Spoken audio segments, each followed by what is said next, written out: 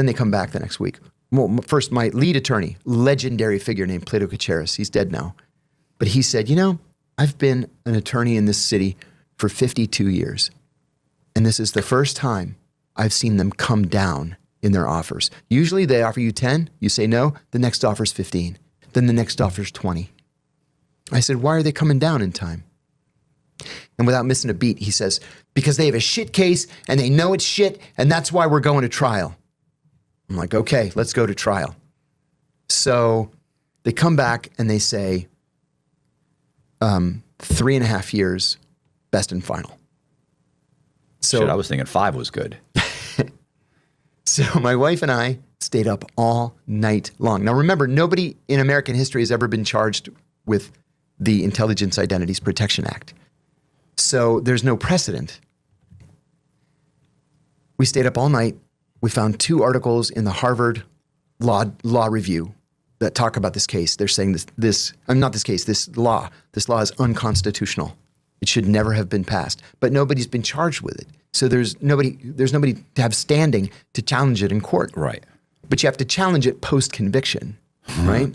Yeah. So no thanks.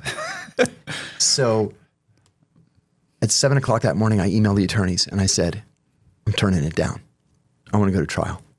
And Plato, one of the other attorneys emails me back and says, put on a pot of coffee. We're coming to the house. So they arrive at the house. Plato was the first one in. Plato was a mean old man. And he says to me, he gets right in my face. He goes, you stupid son of a bitch, take the fucking deal. I said, you're the one who told me to go to trial. You're the one who said they have a shit case. He goes, I said that just to keep your morale up. So there were 3 lead attorneys. The second one, Bob Trout, one of the loveliest men you'll meet. Beautiful suits, Southern gentleman. He pulls me aside and he says, if you were my own brother, I would ask you, I would beg you to take the deal. And then Mark McDougall, he was the head of white-collar defense at Aiken, Gump and Strauss, the biggest law firm in the world. He says to me, and he's the guy that I liked and respected the most. He says to me angrily, you know what your problem is? Your problem is you think this is about justice, and it's not about justice. It's about mitigating damage. Take the deal. So I said, Mark, if I don't take the deal and I'm convicted, what am I realistically looking at here? He says 12 to 18 years. Take the fucking deal. So they called DOJ and they said 30 months, he does 23. And they said, all right. And so instead of 45 years, I got 23 months. And Mark said one other thing. He said, this is the right thing to do. He goes, this could be a blip in your life, or it could be the defining event of your life. Oh, yeah. Make it the blip. Yeah, you get 20 years and you can tell everybody in prison for 20 years, oh, you shouldn't be there. Yeah, exactly. How'd that work out for you?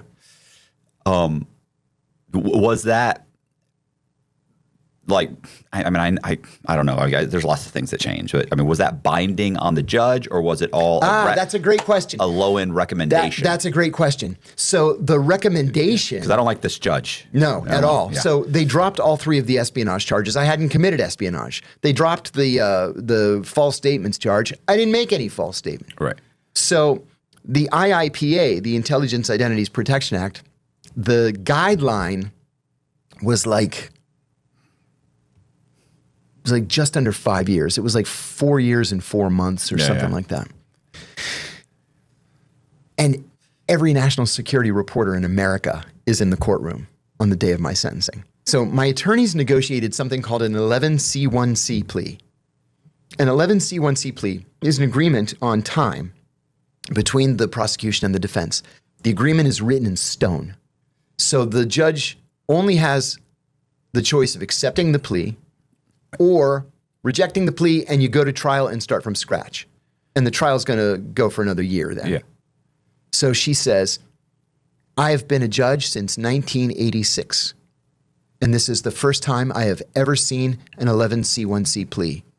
She goes, I don't like it. I don't like it one bit. She goes, Mr. Kiriakou, if I could, I would give you 10 years. Well, the truth is, she could. All she had to do was reject the plea. Yeah. But she was performing for the cameras. Yeah, exactly. So she says, I hereby find you guilty and I sentence you to 30 months in prison, 23 months to be served at the, Bureau of Prisons, whatever of their choice. So my lawyers say, Your Honor, we ask that you send Mr. Kiriakou, recommend the minimum security work camp at Loretto. And she says, any objection? And DOJ is like that. We don't object. Yeah. So I have to report February 27th of 2013. I go up there. I go to the camp. I knock on the door. Tailed by a documentary film crew and 4 of my lawyers and my cousin and his son. And they said, oh, you have to go across the street to the prison. They process you. They bring you back over here. So I go over to the prison. I say, I'm John Kiriakou. I'm here to turn myself in. They put me through the X-ray, and then they start leading me around to the back of the actual prison. I said, no, I'm supposed to be at the camp across the street. And the guy goes, ha, not according to my paperwork, you're not. All right. I was like, shit. Don't do anything. Don't say anything. You'll end up in solitary. I didn't say a word. Yeah. Yeah, the judge can recommend whatever, but the Bureau of Prisons... they tell you, go fuck yourself. Yeah, they're the ones running the Bureau of Prisons. And as it turned out, we learned through the Freedom of Information Act that the CIA was livid that they had agreed on this deal. They wanted me to die in there. They were livid. 23 months? It's like a joke. So... I bet it didn't feel like a joke to you. It didn't. Though. In fact...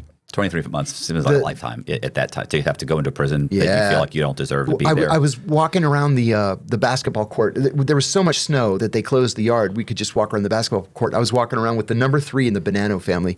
We lived across the hall from each other, and we became good friends. And he said, how much time do you have anyway? I said, 23 months. Feels like 23 years. And he says, let me give you some advice.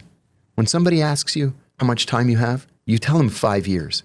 Because if somebody hears that you have a sentence that's so light, like 23 months, they're going to kick your ass. Yeah, they get upset. Yeah. They get jealous. I mean, you really see that in prison because people are, they're serving these, Buck Rogers, dates and they're upset and they get, it's childish, but, you're not dealing with the reality. The best people. No, that was good advice. So what did you? So you didn't go to the camp. You went to what? Did you go to a low? I went to a low. Okay. It took me about 4 days to get access to a phone, and I called Mark McDougall, the attorney that I liked, and I mean I liked all of them, but I liked Mark the most. We connected the best, and I said, Mark, hey, they put me in the actual prison, like with the mafia dons and the files. What do I do? And he goes, oh my God, well we could file an appeal, but it'll be 2 years before we get a date. You'll be home by then. He said, buddy, I'm sorry. You're going to have to tough it out. And then I thought, you know what? I'm trained for this. I've lived in way worse places than Loretto, Pennsylvania. Right. I'm going to run this place by the time I'm done. And I just set out to be the biggest asshole I could possibly be. To what? The Bureau of Prisons? Yeah. Or just the inmates? I was going to say, like... The inmates, I wrote this book that won 2 literary awards. I wrote it in longhand in prison, called Doing Time Like a Spy, How the CIA Taught Me to Survive and Thrive in Prison. Nice. And I won the Penn First Amendment Award with the Penn Faulkner, the Pulitzer, and the Edgar Allan Poe. It's one of the big 4, right? Okay. And I won the Forward Review's Memoir of the Year. So I take these 20 life lessons that I learned at the CIA, and I show how I applied them in prison. Well, some of them were like a joke.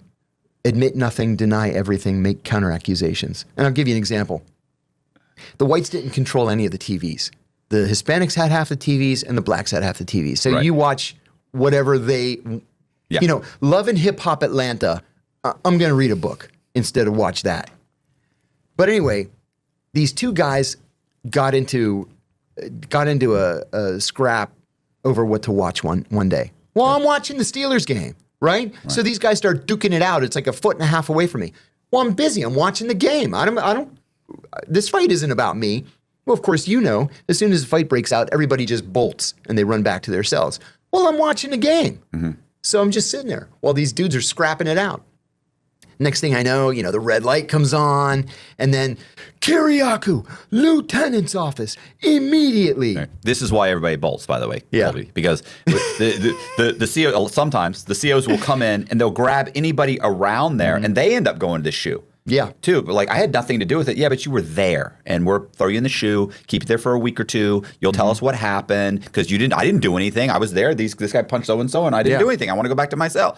But that's why everybody immediately takes off. They don't gather around and No way. Yeah, like in the movies. No, Everybody they bolt makes a circle around the guys fighting. That doesn't never happen. happens. It's like, oh fuck, never. I'm done. I got to go back to my cell. So I'm just sitting there watching the game. So I get on the lieutenant's office, and they're like, "Why don't you tell us about the fight?" I go, "What fight?" The fight in Central 1. I go, "There was a fight?" "I don't know. I was watching the Steelers game." "Oh, you're going to be smart guy now." I go, "I don't know what the fuck you're talking about. I didn't see any fight. We saw you on the cameras sitting there in the middle of the fight." Then what do you need to talk to me about? You saw it on the cameras. I said, "And your question is, what was the fight about?" I go, "What, you want me to do your job for you now too?" "Kiriakou, you're this close to the shoe.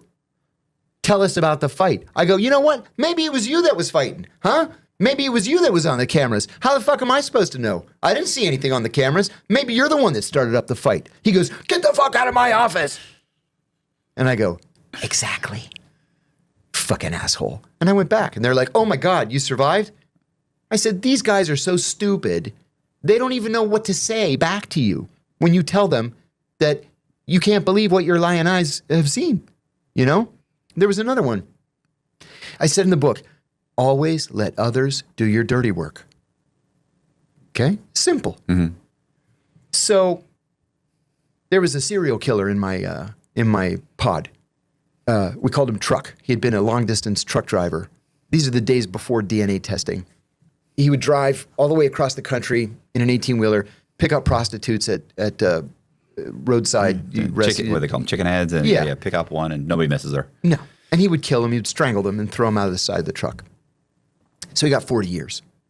And for whatever reason, I'll never understand why this guy constantly sought my approval. "Hey, John, the Steelers are on at 1 o'clock. I saved you a seat." "Thanks, Truck." "Hey, John, I know you listen to classic rock. There's a new station at 1600 AM. "Okay, thanks, Truck." So I'm sitting there one day. Well, there's this other guy that I didn't like at all. We had an empty bed in our cell, and he wanted to move in. Well, no pedophiles, no rats. Okay, so he says, "I want to move into your cell. I heard it's a good cell." I said, "What's your crime?" "Murder for hire." I said, "I don't think I like that very much more than being a pedophile or a rat." I said, "What are the circumstances?" He goes, "I have a gambling problem, and I owed the mob $100,000, and I couldn't pay it. So I took out a life insurance policy on my business partner, and I hired a hitman to kill him, and I got caught." And I go, "And then what? Like, how are you not in a maximum?" "Well, I got 20. I said, "How'd you get 20? "Well," I said, "you ratted out the hitman." Cooperated against the hitman, of course. Which he did. And I said, "Nope, you can't move in here. No pedophiles, no rats." So I'm sitting watching the Steelers with Truck. And this guy had this oddly elongated head, the murder for hire guy. Okay. We called him Cat in the Hat because that's what his head looked like. So it was like a birth defect, right? There are a lot of fucked up people in prisons, you know. Yeah. So I'm sitting there with Truck watching the game, and this guy, Cat in the Hat, he's like 2 feet away from me. He's right here at the email terminal. He doesn't see that I'm sitting 2 feet behind him. And he says, "Hey, did you hear? Kiriakou got called to the lieutenant's office today." He goes, "That guy's a fucking rat. He went down there to rat us out." The truth is that Jake Tapper had driven up from CNN to the prison to interview me that day, and I had to go down and sign the waiver to do the interview. Okay. So I'm just sitting there, and Truck says, "Did you hear that guy? He just called you a rat." I saw my opportunity. And I go, "An hour ago, I heard him call you a..." And without saying a single word, Truck got up and beat him almost to death. They had to land a helicopter in the yard to life flight this asshole to Pittsburgh to save his life. Truck got 5 more years added onto his sentence. So I was done with him. Oh my God, that's horrible. Done with him. And then 6 weeks later, Cat in the Hat gets out of the hospital, comes back. Everybody had told him what I had done. Right.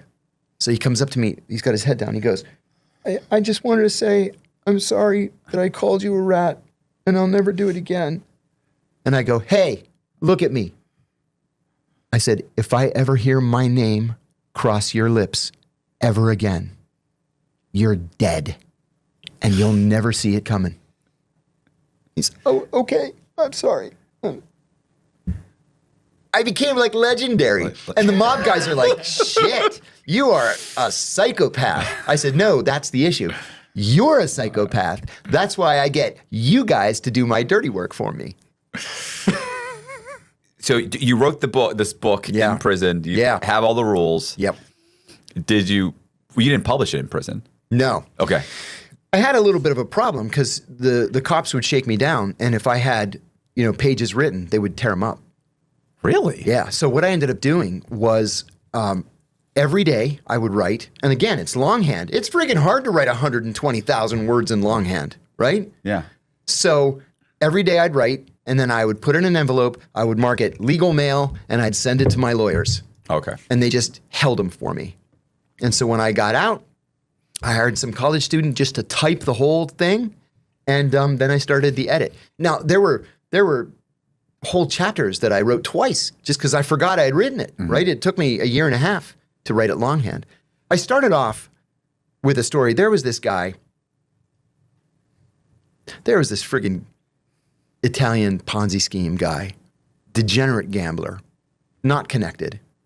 So he's like, he owes every bookie in the prison money, and he's borrowing from this guy to pay that guy just so he doesn't get his legs broken.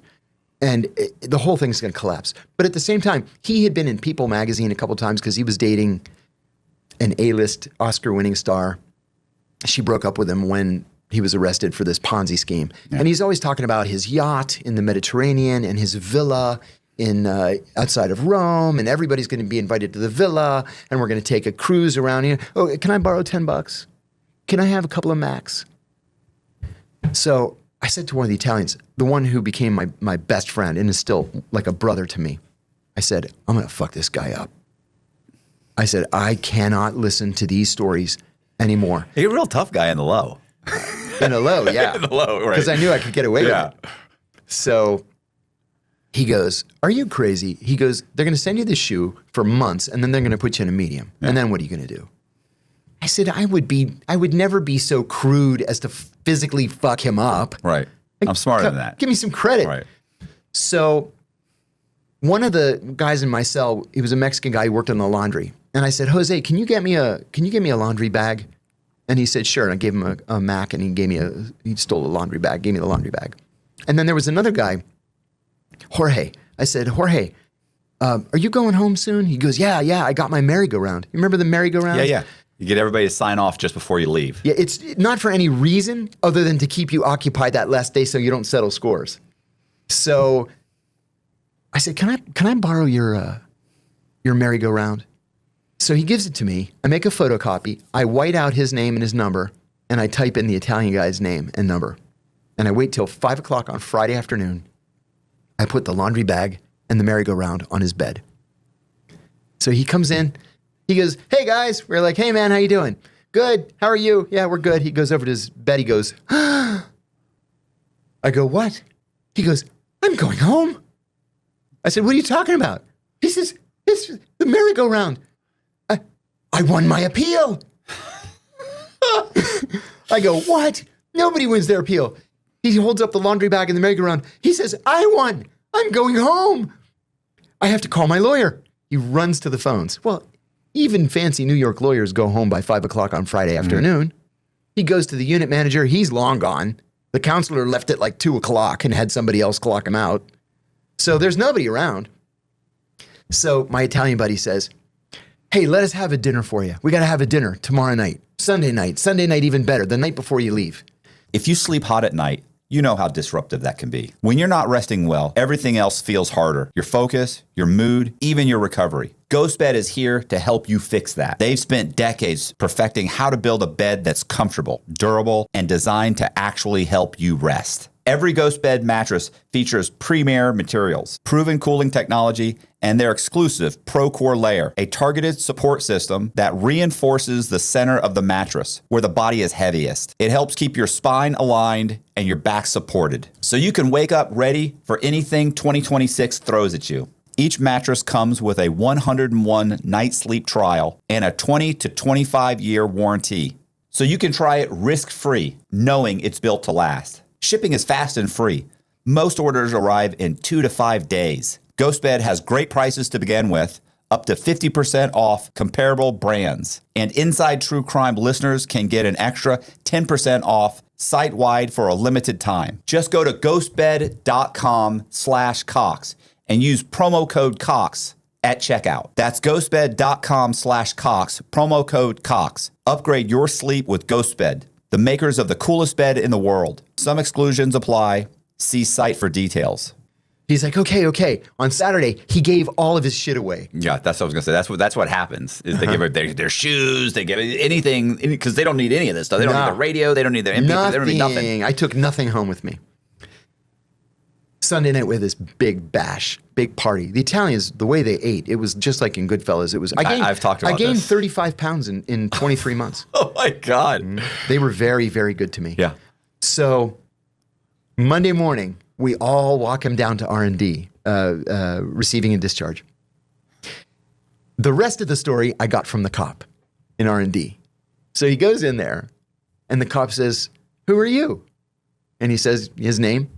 Did he go get everything signed off on? Oh, yeah. Okay. He went to every office. So he's showing up. That's like an escape. That looks like an escape. The cop says, "Turn around, you're under arrest." Fucking He says, serious? "For what?" "Attempted escape." Yeah. That's exactly what it was. It was an escape attempt. Well, he didn't know it. Yeah. He bursts into tears. They cuff him. They take him to the shoe. And then they ended up sending him to Elkins. And he just did the rest of his... That's ingenious. So it was the actual boss of the Gambinos came up to me and he goes, "That was some sick shit." And I said, "I thought that guy would never shut his fucking mouth." And the Gambino guy says, "I'm not saying you didn't do us a favor. I'm just saying that was some sick shit." You know what? You know the sovereign citizens? Oh boy, do I. So there was a sovereign citizen that I was locked up with that he had, and I don't even know how he did that. You know, they incorporate their name, they did the whole thing. Somehow or another, he had filed something and he got a federal judge to say that the Bureau of Prisons did not have jurisdiction over, and then he had his incorporated name.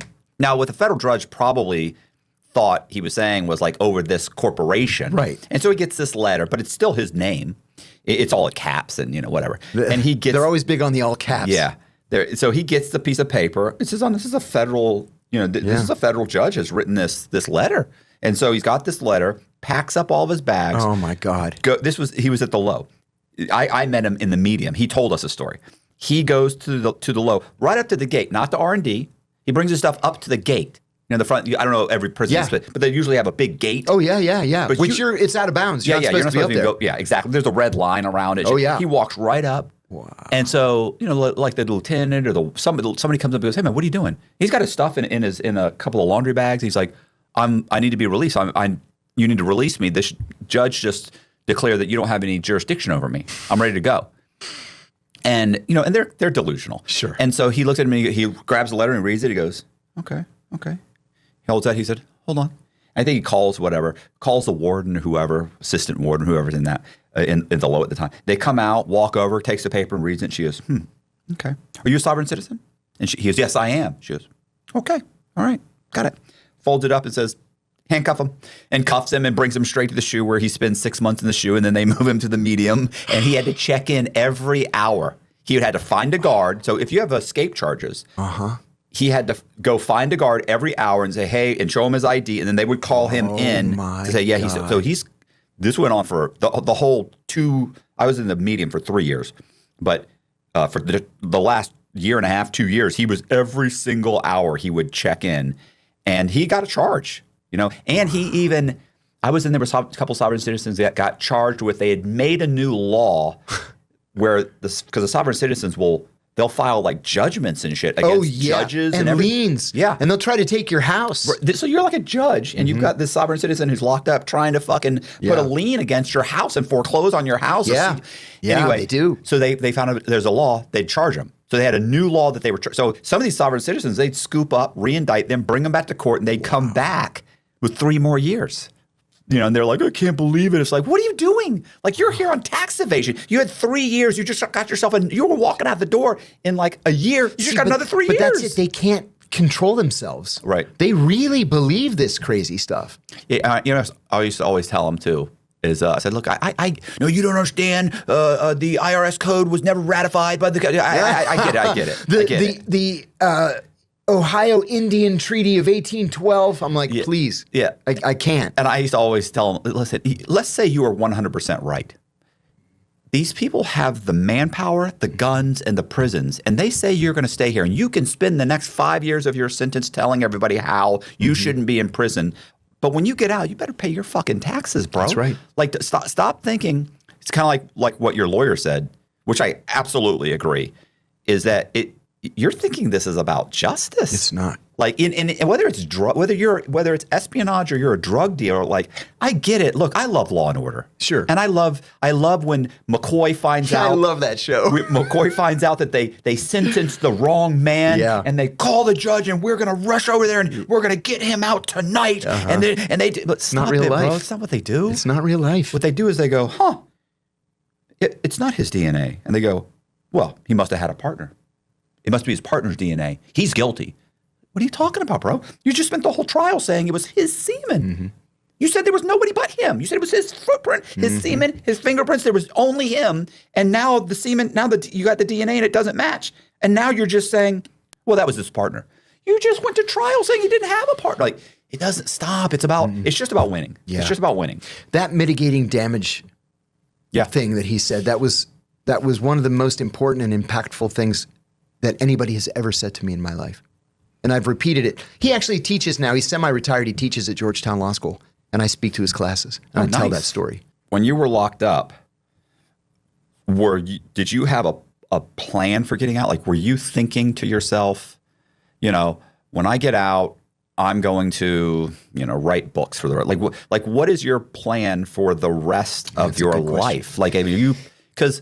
Well, so many of us think that when we finish our sentences, we can just step back into our lives again. And that's just not true. Yeah. It's not possible. Right. You're not the same person. Did you know that, though? No, because a lot of guys. Not. Oh, okay. Because I knew it. Like, I knew. Because you were more self-aware. I knew that. I had a lot more time to think. Right.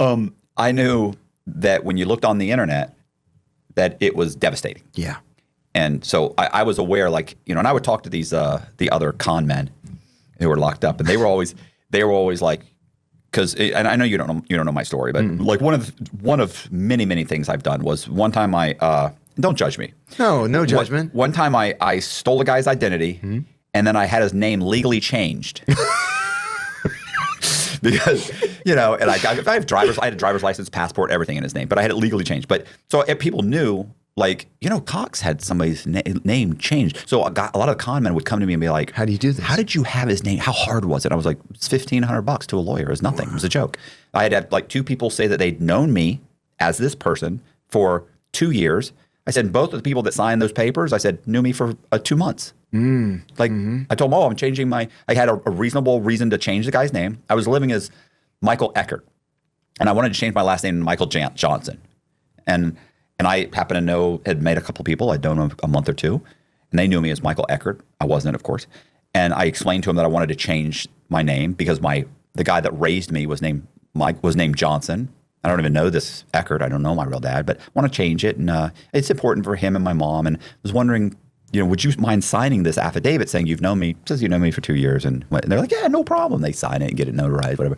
We give it to the lawyer. I give him $1,500, and I think 20 days later, he calls me up and says, hey, here's your paperwork. You can go to the DMV, get your name changed. But I'd done that. So these guys would come to me, how hard is it? And they tell me, because then there's like 30 articles on me or this or that. And like they ran a Ponzi scheme. They ran a pump and dump, whatever. And then there's something called not Ancestry. It's called Reputation like Oh yeah, .com. Reputation.com. Yeah. That will bury all the they articles. will. Yes. And they were like, I'm going to go to this and I'm that. And I used to always look at them and think, you're like, you sound like you're working on your next indictment. Yeah, seriously. Like you're just, they're like, yeah, but I don't want this following me around. And I was like the only person in prisons. They were like, well, what are you going to do? And I'm like, I'm leaning into it. Oh, I wear mine on my sleeve. Absolutely. I made a living from it. That's what that was my thing. I was like, I'm going to lean into this and I'm going to figure out a way to make a living being me. And they were like, well, what does that mean? I was like maybe, and I didn't know I was going to give keynote speeches and I didn't really know about this. I knew I wanted to write books because I'd written, when you say writing it out loud. Yeah, it's hard. Well, you know what I would do? I would write it out. I would type it into core links. Smart. Into the draft. Yeah. And that way I could print it. We could edit it, print it, edit it, print it. And now you could only do so many words. And then I would put like chapter 1A because each chapter was like 5. You could only fill it up so much, only so many characters. So I'd get like chapter 1A, B, C, D. And then I'd email it to someone who would take it and put it into Word. And then they'd mail it back and we could go over it again, make sure it was okay. And then I'm building a book. And then that's smart. Yeah, expensive. Yeah, expensive. Right. But so I just remember thinking I was going to figure out some way to just not run from this the rest of my life. But which made it harder on me, of course. But that's what I'm wondering is like, you're not stupid. You had to know. Like you didn't realize that the deck is just stacked against you. I did not realize it. I just had convinced myself that enough people out there knew the truth of my case and my situation that I could step back into my life again. And from the outset, I was home a day, and Vice News came to the house, and we did this long interview, and then BBC asked me to do an interview. I was on this BBC crosstalk. It's like their version of 60 Minutes. And the guy's like, well, you don't seem sorry at all for your crime. You're not contrite. You haven't said that you regret doing it. I said, no. Yeah. I don't regret doing it. I would do it again tomorrow if I had the opportunity. I said, if you're looking for me to apologize, that's just not going to happen. So who was harmed? Exactly. What am I sorry for again? Yeah. So I got a job at a think tank, the oldest liberal think tank in Washington, the Institute for Policy Studies. And they said, you're going to have to raise your own salary. We don't have any money to pay you. So I had this constant GoFundMe, and I'm barely making like 18 grand a year. I said, there's got to be more than this. In the meantime, I got a call from the Sputnik news agency, the Russian news agency. Would you like to have your own radio show? I said, no, I don't want to work for the Russians. Thank you, though. But I couldn't find a job. I got turned down by Uber. They were like, we don't hire felons. I got turned down by the one where you do grocery shopping for people. We don't hire felons. So the Russians called me again, like 8 months later. We'd really like to offer you your own radio show. What year is this, by the way? This was 2017. Okay. So I said, well, I'm happy to come in for a conversation. I said, what does it matter? It's your radio show. It's not like it's... And I said that to them. I said, I want the freedom to say anything I want, to criticize anybody I want, including Vladimir Putin. They said, done. I said, put that in the contract? Done. And they did. And so I had a radio show for 7 years, which led to my own TV show, which led to a podcast, which led to, speaking engagements. And one thing led to the other. And it's taken me a little while, but now I'm, famous. I'm still talking about these human rights issues. My detractors are all either dead or retired or in a couple of cases under indictment. God bless Donald Trump for that. I can say that. And I came out on top. Yeah, I was gonna say, so it took a few years, but everything takes 2 or 3 years. You know what I'm saying? Everything does. It's what is it? Everything. I think it's I actually like the Jeff Bezos where he says I think it's Jeff Bezos. Most overnight successes take 10 years. Yeah. Yeah. I said that yesterday. I said I'm an overnight success, and it only took me 18 years to get there. So I wrote 5 books when I was locked up. You wrote 5 books like that? Well, I was 13 years. Well, what I got to do? Oh my God. And listen, I was ordering so many Freedom of Information Acts. Oh my God, I did the same thing. And they would come in. And so it was SIS would call me in. So SIS is calling me in saying, you got a Freedom of Information Act from someone named from John Boziak. He's an inmate here. I'm like, yeah. Oh, I need that. And he's like, this This is his legal paperwork, and this is everything on him. I'm freedom of information. Right. And I go, I'm writing a book on him. But once I got a couple guys in Rolling Stone magazine and I got a book deal, then they would SIS would be walking by me and he'd go, hey, Cox, come by SIS. We got a bunch of stuff for you. Because sometimes they wouldn't get it. Sometimes they'd come right to me. Sometimes the mailroom would find it and they give it to them. They go, hey, what is this, a book? And I go, yeah. They go, what's the book about? And I go, okay, so listen what happened. And I tell them about this guy, boom, boom, boom, boom. They'd be like, that sounds like a good story, bro. And they give me this. So it got. Oh, that's very cool. Right. So, but I wrote all these books while I was there and knew I wanted to do a podcast. So I got out. I was in the halfway house. And a buddy of mine was like, there's a guy that runs a podcast around where I live. And I was like, okay. And I was working for him. He's a childhood friend, hired me at the gym he was owned. And he's like, you should go talk to him. He interviews this guy, which was Ben Mala.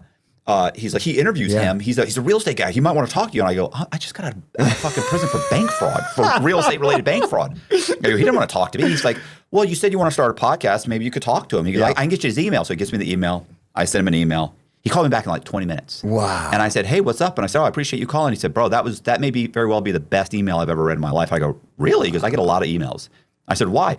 He said, just the opening. And the opening was, my name is Matthew Cox, and I'm a con man. I was recently released from federal prison. No, and I said I was in federal prison for bank fraud and bank fraud related charges. I said I'm 100% guilty of them all.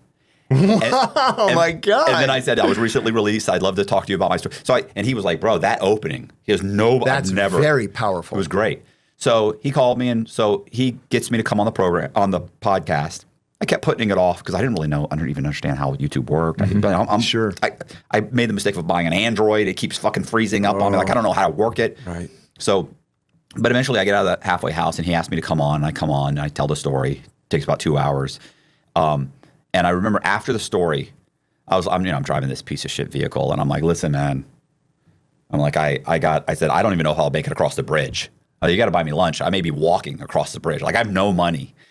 And this vehicle is a piece of garbage. So we go to Waffle House and we're eating. He goes, listen. He said, you want to start a podcast? I'm like, right. He goes, listen. He said, I can't tell whether this story is going to be great. The story you just told me is amazing. He said, and I think it's going to be big. He said, I think it's going to do really well. He said, you need to start a podcast now. And I was like, how? And I go, I don't have any equipment. I don't have anything. He's like, oh, you got a phone? I was like, a phone? And I had an iPhone by then. And he goes, yeah, it's an iPhone. It's got a good camera. I'm not starting a fucking podcast with an iPhone. And here's what always cracked me up. I'm living in a rooming house. And I'm telling the guy who's making a living doing what I want to do, he doesn't know what he's talking about. Like, how fucking arrogant of a prick are you? Right. And so I always say, he told me, he said, put it up, just start putting out videos on your fucking channel. That way if this blows up, you'll get a ton of subscribers and then you can buy better equipment. He gave me, I would say, the best piece of advice that I 100% ignored. And we would have 2 million fucking subs right now. Yeah. If I had listened to him. I didn't listen to him for another 6 months. I went on like 5 or 6 more podcasts. All of them, that podcast, by the way, got like 2.3 million. Oh the next God. one's 2 million. Next one, 2.8 million. Next one's didn't have anywhere to go. I had a couple thousand subscribers on my YouTube account, not one video. These guys don't even know if it's me. I don't even have a photo. It just says Matt Cox. Oh my God. And they're just subscribing. And so Danny, one day he saw it. He said, the fuck are you doing? What are you fucking doing? Yeah. He's hit the sweet spot. And look, and here's the thing about what I admire about Danny is that, listen, he did it for nothing for years, just because he loves it. He's quite good at it. No, he's good at it too. You can be but good. He loves it. You can be You can be amazingly talented at something and still fail. Oh yeah, without a doubt, it happens every day. Right. But I think that what I love about it is that he did it. He did it, and he wasn't making money. He did it simply because he loved doing it. And that's pretty impressive. And that's inspiring that paid off. He was the first big podcast that I went on. I'm going to say it was 2019, just before COVID started. And I've been on, 4 or 5 times, I guess, over the years. But then that led to Julian Dory, and then to Tucker Carlson and Patrick Bet-David and Sean Ryan and Rogan finally last year, and then Diary of a CEO, which really broke me out. So one led to the other, to the other, to the other, and it's all worked out. It's funny, Bustamante. So Bustamante, I had written a book, and I needed to kind of fluff it up, right? So I knew a guy that said he knew some former CIA guys, and I said, "Do you know one that would talk to me?" He was like, "Oh, I got this one guy. He just started a podcast, which was his podcast." Oh, okay. So I said, "Yeah, I'd love to talk to him." I said, "Could I send you some questions that you can read, some paragraphs or pages you could read, and then you could comment on them?" He goes, "Sure, yeah, sure." So I sent them to him. It was a book about a guy that was locked up, but it's kind of an international thing, and it's all true. These are true stories, true crime.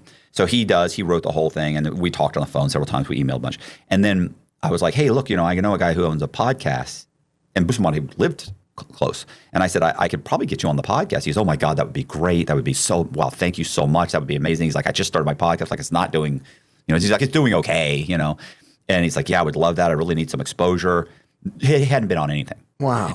And so I called Danny. I said, "Danny, I got this guy. He's former CIA. He just helped me with this book, and he let me interview him, and I interview a few people." And he was like, "Okay, yeah, no doubt." I said, "Right down the street. Here's his number." He goes, "Oh yeah." I said, "You should have him on." Okay. Fucking 2 weeks later, Bustamante texted me and says, "Hey man, your guy never called me." And I was like, "Really?" Okay, I called Danny. He was like, "Okay, well, who is it again?" The guy's his name's Andrew Bustamante. He's right down the street from you. Okay. 2 weeks later, Andrew goes, same thing. Wow. Same thing. "Hey man, I haven't heard from this guy." I call him Danny up. Same thing. He's like, "Okay, do you even know that this guy was in the CIA?" I said, "Look, he was in the fucking CIA. Who's gonna fucking lie about that? Come on, he's in the CIA." You'd be surprised. Yeah, I probably would be. But and he goes, okay, and he says, yeah. And then like 2 weeks later, Danny said, "Listen, man," he said, "I had 2 guests fall off. I have nothing. I need you to come and do a podcast. Can you come tomorrow and do a podcast?" And I go, "What about Bustamante?" He goes, "Who?" I go, "Motherfucker." I said, he's fucking 15 minutes from you. What are you? I was probably an hour. But what are you? He's like, "Who?" I go, "Fuck, at least call the fucking guy." "Oh, I'll call him." So he calls him.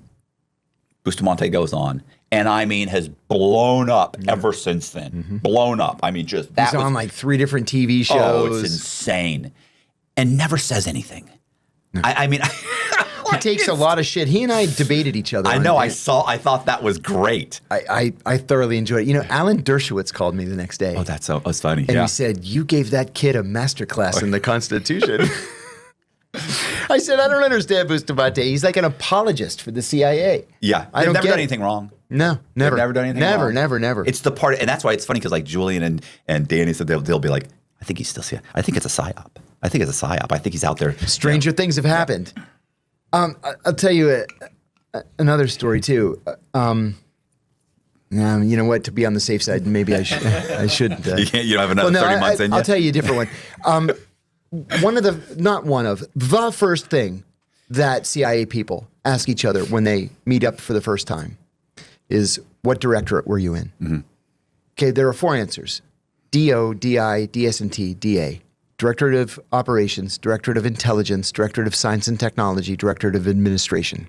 Okay, that's it. 4 answers. Mm-hmm. The inevitable second question is, "What division were you in?" And there are about 3 dozen. It could be Near East operations, Africa operations, counterterrorism, counterproliferation, whatever. So I'm a regular on Fox News. And Tucker Carlson and I became good friends well before COVID. Around 2015, I started going on his show regularly on Fox. I'm always the only person there, because most people are either in the New York studio or they're remote. So I'm always the only one in the green room and then the only one in the studio. And he was doing the show from Washington. So I go in the green room one day and there's this guy there. Looks to be about 5 years older than I am. And I said, "Hello." He says, "Hey, how are you?" I sit down. He said, You're gonna go on Tucker?" I said, "Yeah, I'm on at 8:20. He said, "Oh, I'm on at 8:35. And he says, "What are you talking about?" And I said, "Oh, CIA stuff." And he said, "Oh, you're CIA?" And I said, "Yeah, former CIA. You?" He goes, "Yeah, I'm former CIA too." And I said, "What directorate were you in?" And he said, "I was in ops." Okay. That's not the way we would normally say it. You'd say I was in the DO. Right. But maybe he was a contractor, I thought. Maybe he was in just for a year and he just didn't pick up on the lingo. I'm like, okay, whatever. So I said, what division were you in? And he says, I did black ops, I did wet work, I did all that shit. And like nobody's going to say all that. This is not right. Not even in friggin' Hollywood would Right. somebody say something so stupid and ill-informed. Black ops and wet work and all that shit. Okay. So I go into the studio. We're on commercial. And I said, Tucker, I got to tell you, this guy that's in the green room that's coming on after me, I think he's a fake. And he said, oh shit, are you kidding me? He said, why? I said, he doesn't know the lingo. And when I ask him the most basic questions, he just doesn't know the answers. And he goes, okay, well, I'm committed. He's on in 15 minutes. 6 months later, I see this guy on the front page of the Washington Post. He's been arrested and charged with mortgage fraud. So he bought a house in Annapolis, Maryland, which is very nice and very expensive. And they said, okay, you're applying for this mortgage. We need 6 months of bank statements. He's like, no can do. Deep cover, CIA, wet work, black ops, top secret. And they're like, oh, okay, we'll just give you the $1 million. Yeah, come on. So they give him the $1 million and he can't make any of the payments because he's never worked for the CIA or CIA adjacent or anything. He just made the whole thing up. And so they have to foreclose on the house and then they grab him and charge him with mortgage fraud. Like, how do people, especially people in the Washington area, fall for something like that? When I left the agency, I went to work for Deloitte & Touche. I was the deputy director of the competitive intelligence practice. Very boring, but the same skills that I learned at the agency. So we're spying on Ernst & Young, KPMG, IBM, stealing their pricing models and stuff like that.